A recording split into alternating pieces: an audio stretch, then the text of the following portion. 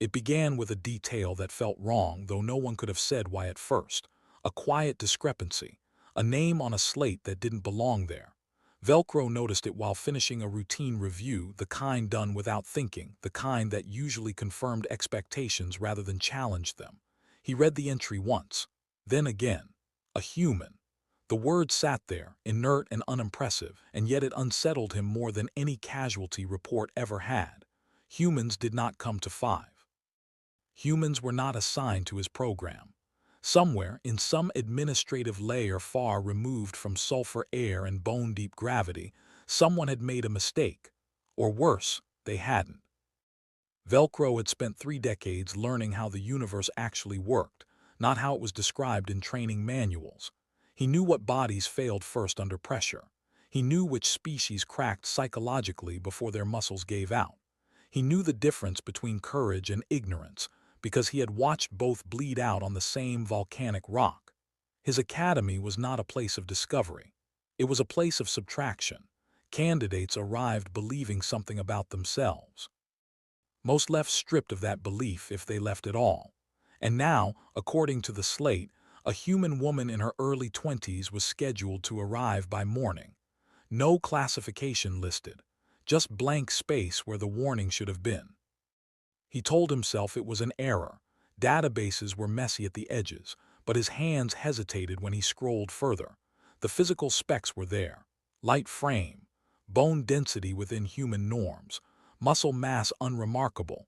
Nothing in the data suggested survivability. He should have felt annoyance.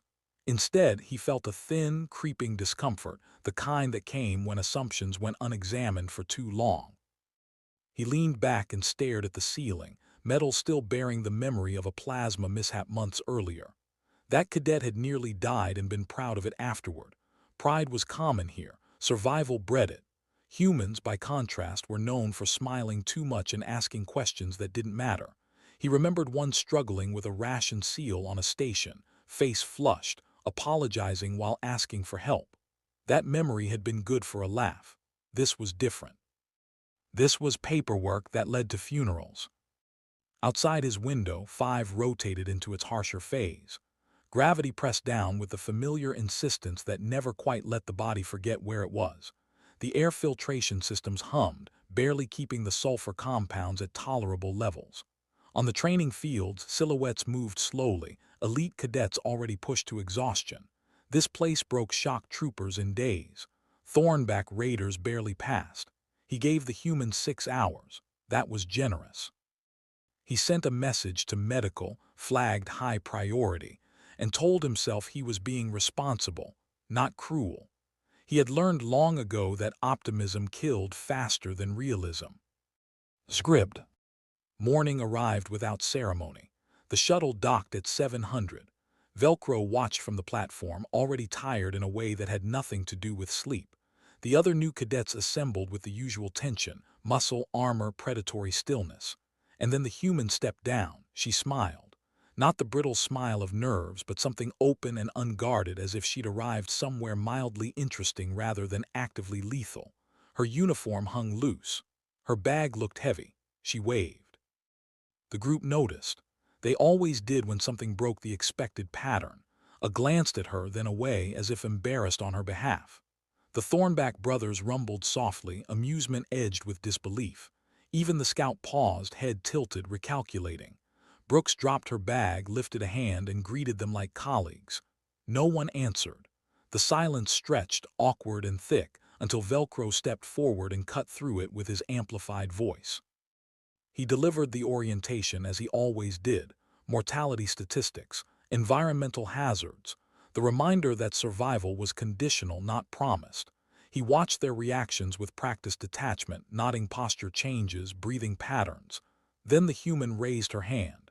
He stared at it, momentarily convinced this was a hallucination brought on by too many years in high gravity. She asked about meals. Lunch, specifically. The question landed wrong, like a misplaced tool clattering across stone. For a moment, even the wind seemed to hesitate.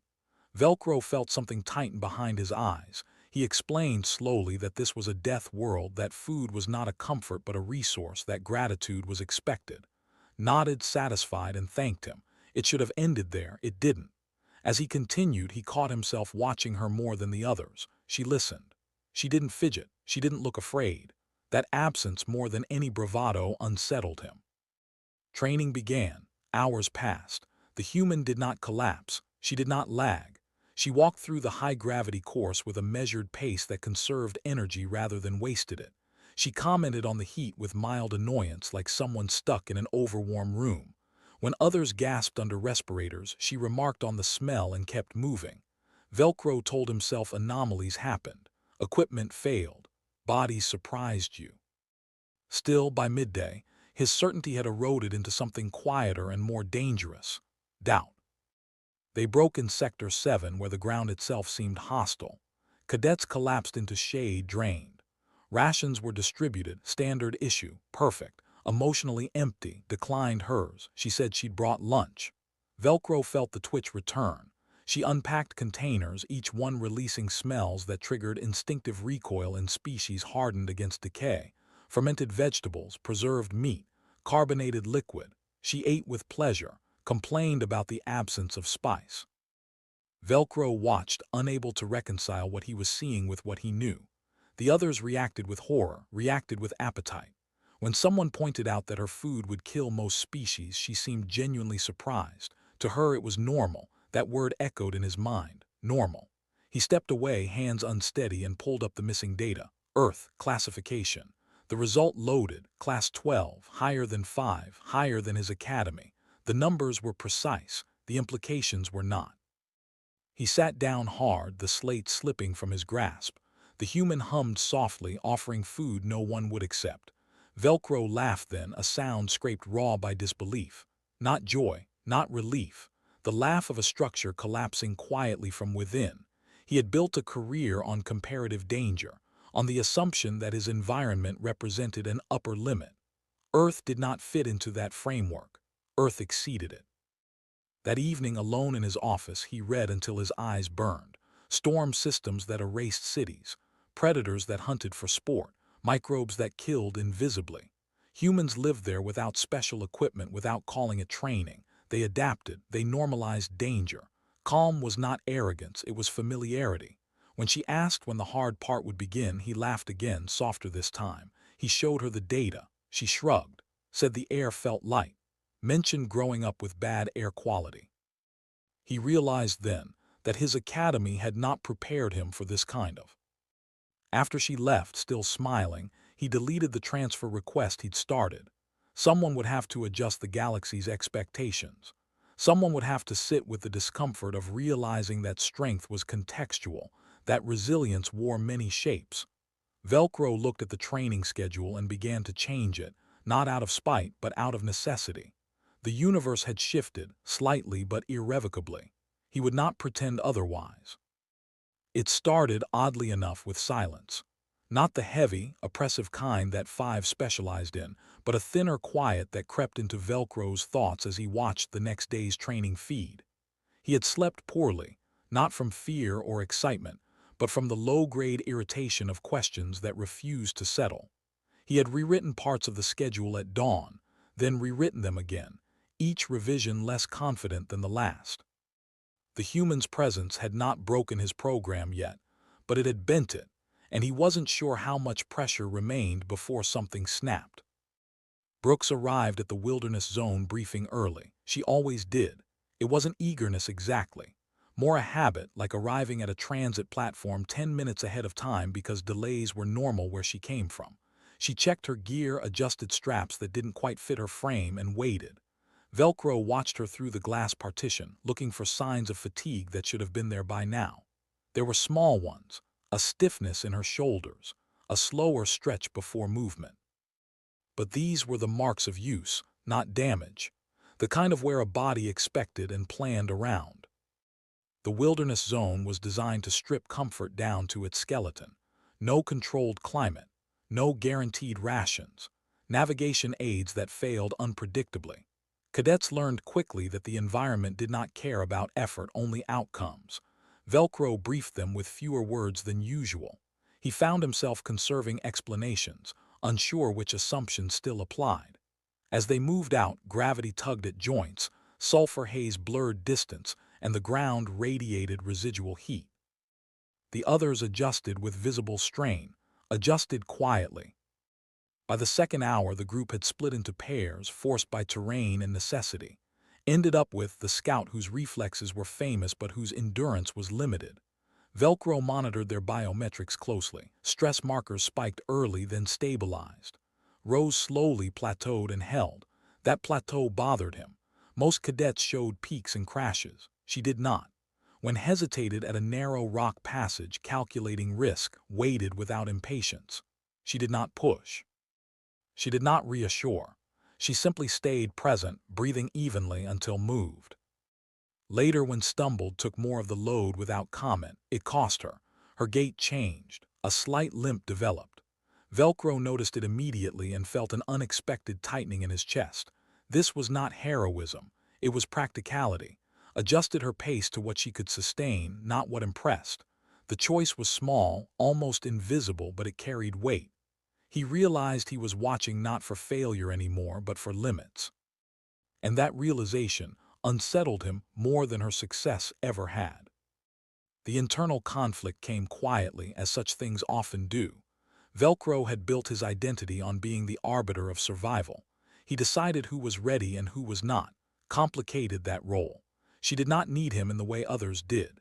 She needed the environment, the friction, the opportunity to apply skills she had internalized long before arriving here. That left Velcro unsure of his place. Was he an instructor to her, or merely a witness? Midway through the exercise, a storm front rolled in faster than predicted. Five's weather was notorious for ignoring models, but this was aggressive even by local standards. Winds picked up, carrying particulate that interfered with sensors. Visibility dropped. Velcro considered aborting. Protocol allowed it. He hesitated, then waited. The cadets reacted as trained, seeking shelter, anchoring equipment. Reacted as if this were familiar. She checked wind direction, tested footing, and guided into the lee of a rock formation without needing instruction. When the storm passed, his hands were shaking. Noticed, offered water, said nothing else. Later would report that this silence mattered more than encouragement. At the time, Velcro only saw the data, stress markers dropping faster than expected. Remaining elevated but controlled, she was paying a cost. She simply wasn't dramatizing it. That evening back at the barracks, Velcro reviewed footage alone.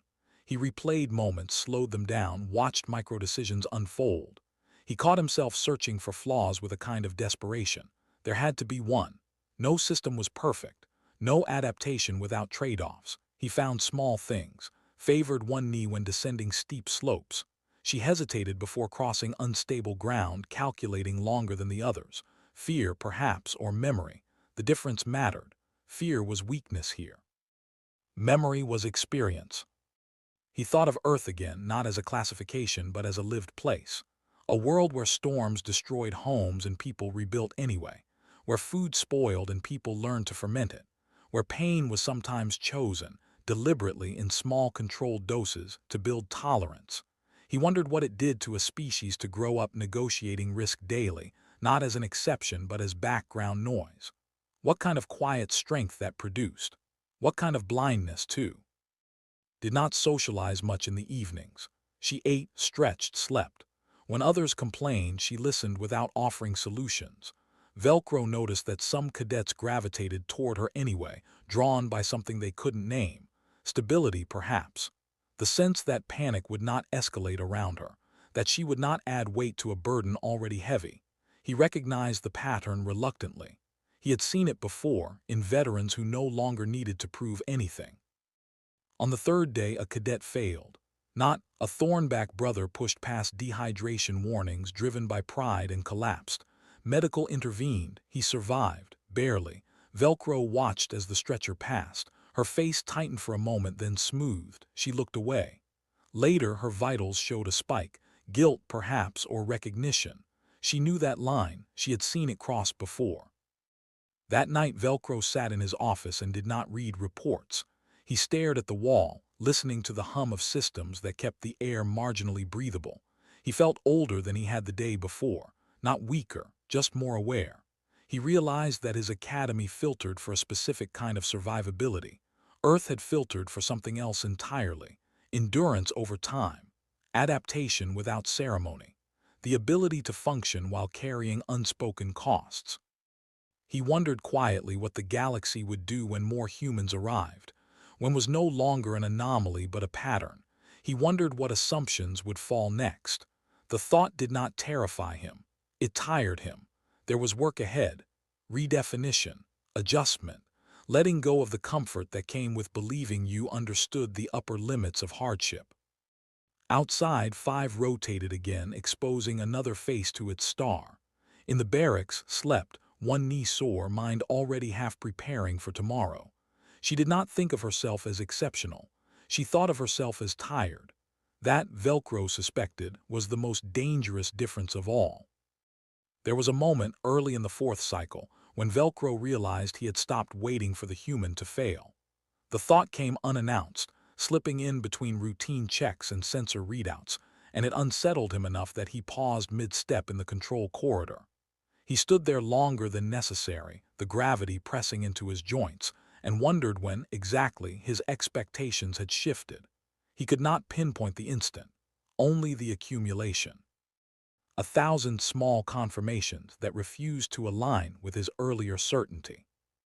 The next phase of training focused on deprivation. Not spectacle, not combat, just time, hunger, and the slow erosion of certainty. Cadets were deployed individually this time, spaced far enough apart to prevent cooperation but close enough that failure could still be observed. The objective was simple: remain functional, not comfortable, not efficient. Functional. Velcro had always considered this phase the most honest. Muscles lied less than pride. Hunger stripped pretense.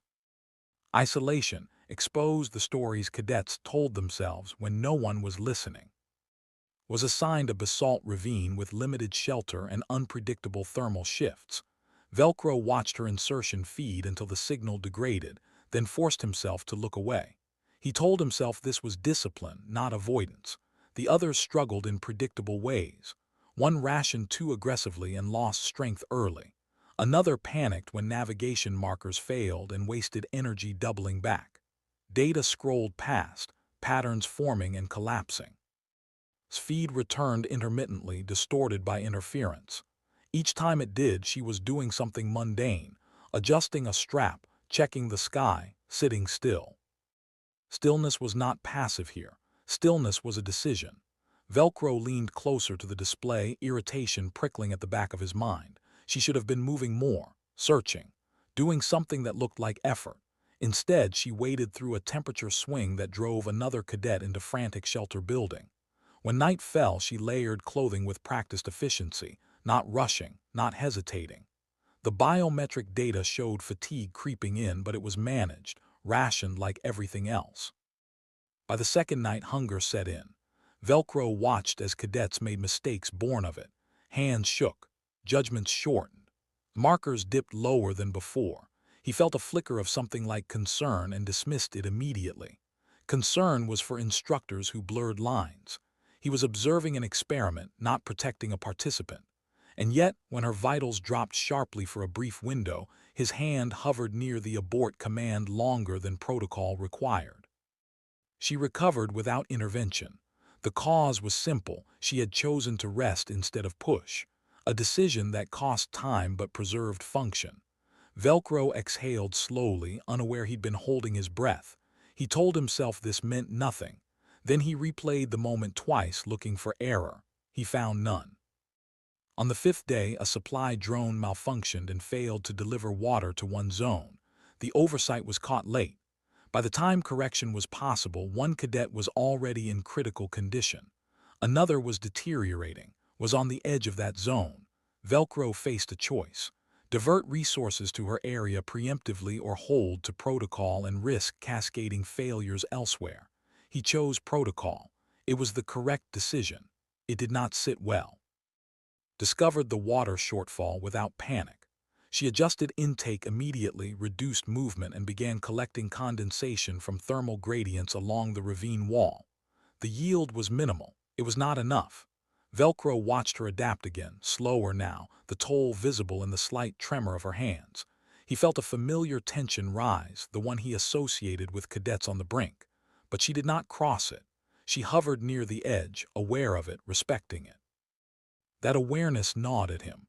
Most cadets did not know where their edge was until they fell over it, seemed to recognize hers instinctively. Or perhaps she had learned it the hard way, somewhere else, long before 5. The thought carried weight. Experience did not always announce itself with medals or scars. Sometimes it showed up as restraint. When extraction came, was dehydrated, exhausted, and quietly irritated. Not at the environment, at herself.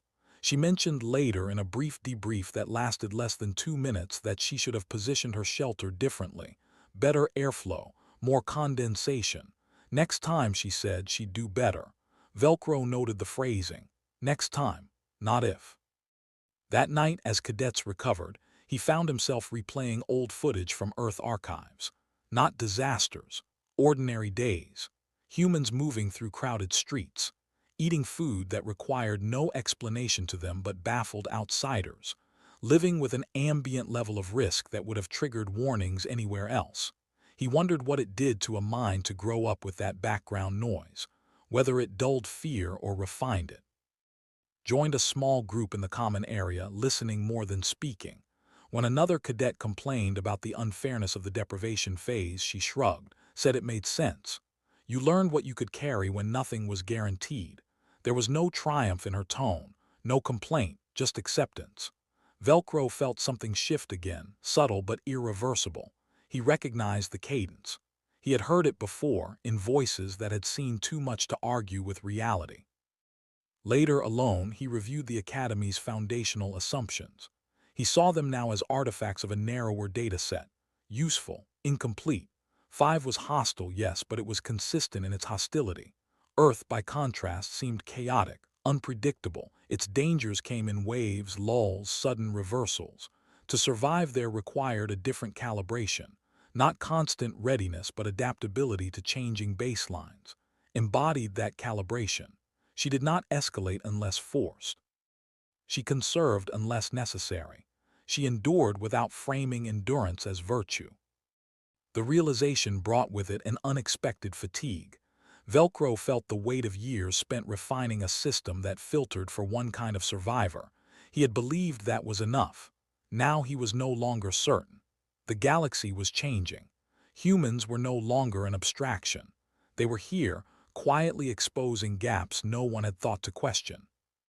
On the 7th day, asked him a question that had nothing to do with training metrics. She asked whether the Academy ever revised its classification models. He told her it did periodically. She nodded, thoughtful, and said that back home, models were updated all the time because the environment kept changing. If you didn't adjust, you got people hurt. The statement was simple. It landed hard. Velcro watched her walk away, posture tired but steady, and felt a familiar internal conflict sharpen. Pride, built over decades, pressed against the uncomfortable pull of reassessment. He did not know yet which would win. He only knew that pretending nothing had changed was no longer an option. Outside, 5 remained what it had always been, dangerous, indifferent. Inside the Academy, something quieter was happening, not a revolution. And at the center of it was a human who did not see herself as exceptional, only responsible. Velcro suspected that distinction would matter far more than anyone realized. It surfaced during a routine briefing, the kind Velcro could once deliver without conscious thought. A hesitation. A word he did not choose because it no longer felt precise. He paused, recalibrated, and continued, aware that several cadets had noticed. In particular, watched him with an expression that was not judgmental but attentive, as if she understood what it meant to adjust in real time in front of others without the luxury of certainty. The realization unsettled him more than open defiance ever would have. The 4th phase introduced controlled risk escalation, not chaos, just deliberate uncertainty layered on top of fatigue. The cadets were tasked with securing a perimeter around a temporary shelter while environmental variables shifted without warning. gravity spikes, atmospheric fluctuations, sensor blackouts. Velcro had always believed this phase revealed leadership, who took charge, who followed, who fractured under the pressure of responsibility. What he saw this time was different. Did not take command. She did not issue orders or position herself at the center. She listened. When suggestions conflicted, she asked a single clarifying question and waited. It slowed the group initially. Velcro frowned at the metrics, expecting inefficiency. Instead, cohesion increased. Decisions were fewer but cleaner. When a gravity surge knocked one cadet off balance, caught the line without ceremony, braced, and redistributed weight until the surge passed. She said nothing afterward. The moment ended unmarked. Internally, she was not untouched. The biometric feed told a quieter story: elevated cortisol, microspikes of stress at each decision point. She was carrying more than her share, just not advertising it. Velcro felt the old instinct to intervene rise again, followed by the newer, more restrained one that told him to observe instead. He chose the latter. It did not feel virtuous. It felt necessary. Midway through the exercise, a miscalculation in atmospheric modulation caused oxygen levels to dip briefly below safe thresholds for several species. Alarms triggered. Protocol dictated immediate withdrawal. Velcro initiated it without hesitation. As cadets disengaged, he watched carefully. She had already adjusted her breathing before the alarm sounded. A small thing. Automatic. Learned. When the group regrouped, one cadet was shaken, angry that the system had failed. Listened, then said quietly that systems always failed eventually. That was why redundancy mattered. She did not say it like a reprimand, more like a reminder she gave herself. That night, Velcro reviewed the incident report longer than required. The fault lay with a sensor relay. It would be fixed. The program would continue. But he could not stop thinking about how quickly it had adapted and how little drama it had required. He thought about leadership again, not the loud kind that threw force of personality, but the quieter kind that reduced the need for rallying at all. He realized, with a mix of irritation and reluctant respect, that his academy had never explicitly trained for that.